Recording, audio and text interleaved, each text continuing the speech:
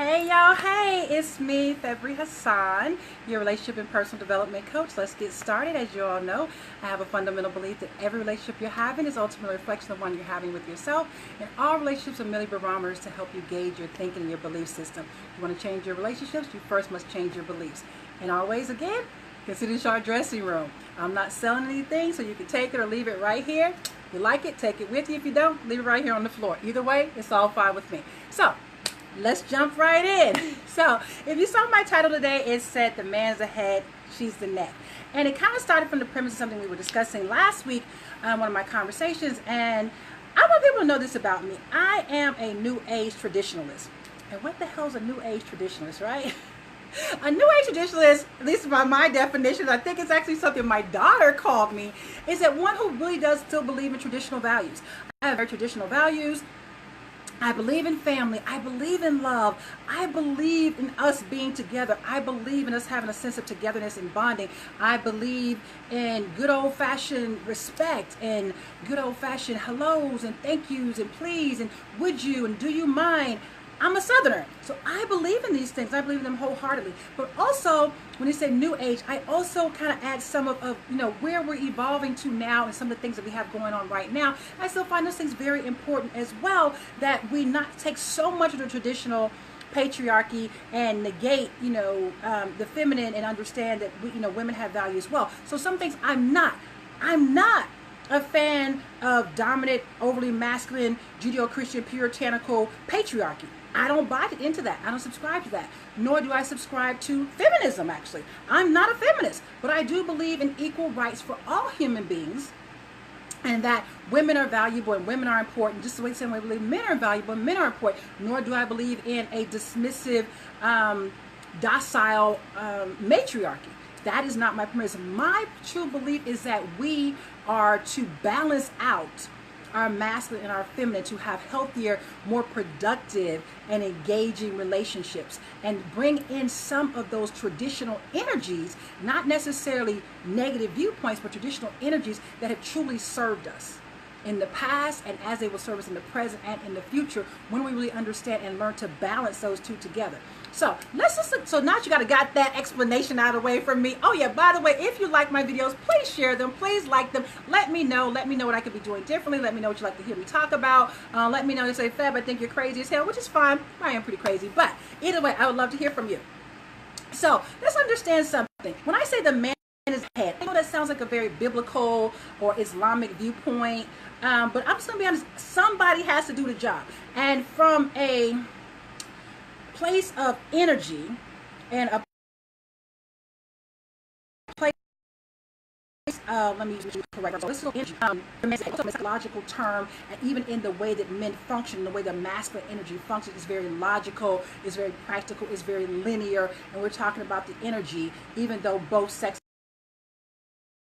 the masculine is linear, the masculine is thinking, whereas the feminine is very feeling. There's a difference between the two. So if you think about that from the male perspective of being the head, okay, think about it like that. Then think about the woman being the neck. There is nothing happening, people. Get out of your minds that one is better than the other. We as a unit have got to start thinking one is better than the other. The head can't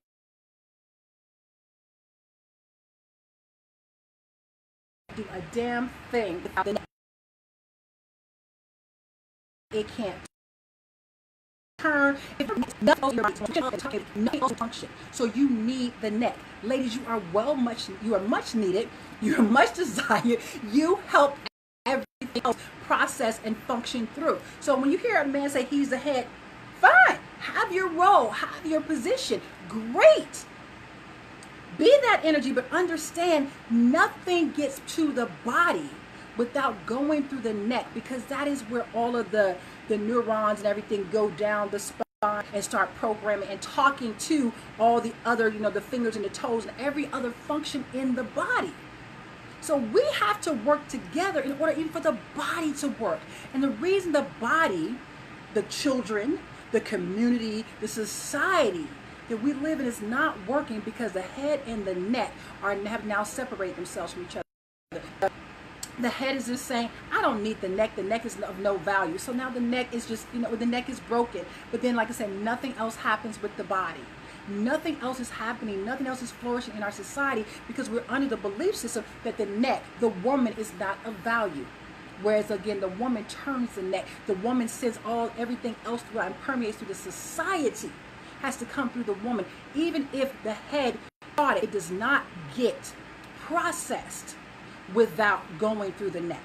And additionally, the idea that men are not important. Women like, well, no, I'm the head, I have a head. Well, good luck with that. No two atoms can occupy the same space. So unfortunately, you really cannot have two heads on the same neck and actually be in the exact same space. It is just a scientific fact. You can be here, you can be here, you can be here, you can be here, but you can never occupy the exact same space. So when women do not allow men in their proper positions to say, okay, I'm gonna knock you to the head, to the side, I'm gonna grow a head or whatever, then you are now out of position. What is that other appendage doing? And you're saying, well, I'm going to be the head, but then now who's processing the neck? So still nothing's being done. We are completely out of line because we do not see the importance and the function of each of us individually as men and as women and as masculine and as feminine energies. We do a lot of berating one another, a lot of telling one another what our values are not, how we're not good enough, how we can do better than, when in actuality we can do no better than who we are. I cannot attract anything better than what I already am. I'm not going to attract a better head on this neck. I'm not going to attract a better neck for this head. It all goes together. I can never ever attract a better man than a better woman than I am, especially if I choose to keep that man in my life. That means I have attracted him, I have kept him, I have chosen him, and vice versa. Any man cannot attract a better woman in his life until he is a better man. You may meet some better people, but you can never ever be with someone that is not your emotional equal. You can believe it or not, you will never ever be with someone that is not your emotional equal. You have attracted that very energy to your life, and if you can get into a relationship, then you are emotional equals. You're on the same playing field. We're always trying to cause our partners to feel the way that we feel. I will give you a perfect analogy. When a man emotionally hurts a woman, and he hurts her, he makes her feel bad or what have you, and she is hurt, and she's angry, she's crying, and she's trying to get a reaction from him. He's sitting there very stoic, because oftentimes men, though they're very sensitive, they don't show emotion, whereas women express emotion, but oftentimes they're not as sensitive. We don't internalize things as much. She's trying to get a reaction because she wants him to feel what she feels. How many times have you seen a woman lose her damn mind and go and start destroying things? Now she gets a reaction from him because he felt a sense of attachment to those possessions, but not a sense of attachment to her feelings. And what she was trying to do was cause a reaction to have him feel the way she felt.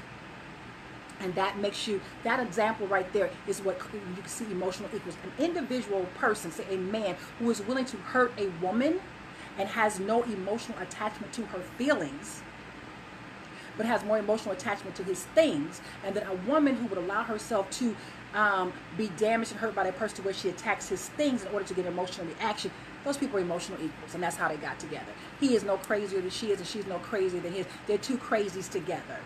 You can never ever be with anyone that is not your emotional equal. You can be someone that's not your financial equal, your sexual equal, your social equal. All those things can be out of whack. You will never be with someone that's not your emotional equal. So when we start to see that, when you're talking about all the crazy people you've been with and how women are crazy and how men are crazy, take a very good look in the mirror. Because you're only attracted to you that which you ultimately truly believe and think, your deepest, most subconscious fundamental beliefs. Because if you did not, you would not see so much of it in your reality. I can read. I'm actually told, I think it's a really crazy number, and you guys will feel free to correct me if I'm wrong. Over 70% of the population can't read. I could be wrong. We're talking about 7.5 billion people, so maybe I'm not wrong. Okay, I don't know any of those people because it's on the realm of my reality. I know that they exist. I don't even know anyone that's homeless. Even though I work with the homeless, I know that they exist. But these people are not my equals. Just like I don't do drugs, so I don't know a lot of damn drug addicts. Why? Because I don't gravitate towards those types of people because they're not on my emotional plane. Have you ever seen individuals who could go to the smallest little town, their parents are trying to get them out of the big city or whatever, they go to the smallest little town, be 20 people there, and they'll find the one other drug addict. Just one, and they'll find them. They will gravitate to even though they don't even know them.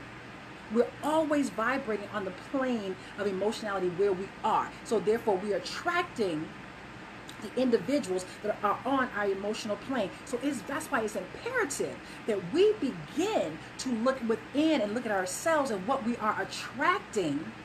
And that's why I say every relationship you're having is a reflection of what you're having with yourself, because it is your internal deepest thought. Sometimes we don't even see it on a conscious level because the subconscious is always programming, always working, and we don't even recognize the belief that is associated with the thought process. A lot of times you don't even recognize the belief that you have because you may think, no, I think men are great. Okay. You believe that, but you attract everybody that's bad. But you honestly believe that they're great. I'm going to cry my statement of bullshit. You say, I value women, I think they're amazing, and yet you attract women that are not amazing. Again, I cry bullshit. Because again, we are attracting and keeping individuals in our lives that satisfy and actually answer yes to our deepest, most fundamental beliefs. And until we start to reprogram this, until we get back to the concept of a woman is the neck, she helps everything twist and turn and helps to take the processes throughout the body, throughout to the children, through the community. And that the man is okay being the head because he's a logical thinker and he helps. It's just a simple analogy, people. But until you see your own fundamental value, truly, because if we truly saw our own individual fundamental values, we would easily be able to see it in others. And we would not be so harsh and so cold and just think so arrogantly that someone is beneath us or someone is less than. Because when you truly think that you're amazing, you see amazing everywhere around you. You see it in everything that you do. You find the world to be amazing. It shows up for you because it's a part of your fundamental belief system. But if you believe that people are out to get you, if you believe the opposite sex are all dogs, they're out to get you, if you believe that women are crazy and out to take advantage of you, I'm going to tell you humbly, you are right. You're right because it's the deepest part of your fundamental belief system. And until you change that belief system, everything in your world is going to show up and agree with you. And I'd be damned if I'm going to disagree with you. All I'm going to tell you is you want to change it, change the belief system. Because it's obviously not serving you if we want to have healthy, productive relationships with one another. We've got to start valuing our positions. And I can put these positions in a multitude of ways, as I often do. I've talked about the belly dance, or I've talked about the seductive dance. I keep bringing these analogies back over and over again so that you can begin to see that there's so many ways we're meant to be together and so many complementary ways that we're meant to be together, and that one is not better than the other. We have allowed a system of things to get out of control. We've allowed the male patriarchy to take control, which can no longer continue to happen. The feminine can no longer continue to be suppressed and not be valued.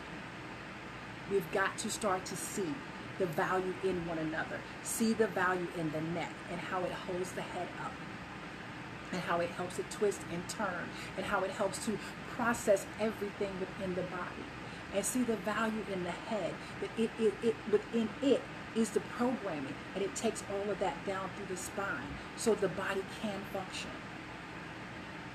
We have got to get back to a place where we see value and love in one another. But we first must see it in ourselves, and not from a place of arrogance, not from a place of thinking we're better than, but truly seeing the love in ourselves so that we can see it more in one another. Most of us are falsely saying, I love myself. Oh, I love myself. And I'm going to say, if you really did, you'd have so much more love in your life and be able to see so much more of it in the rest of the world. That's my spiel for today, guys. I thank you for being here. You bless me every time you show up. Again, if you want coaching from me, one-on-one or group coaching, feel free to DM me. We do have a website coming up just shortly that you'll be able to quickly log into and get my schedule. But in the meantime, if you like one-on-one coaching or group coaching, you'll feel free to DM me. And as always, here's the book. You can always go on my website, februhassan.com, to order the book. You can download it hard copy or paperback. So either way, again, thank you. And as I always say, you're never without power, because real power lies within. Peace. Thank you. You guys have a great night.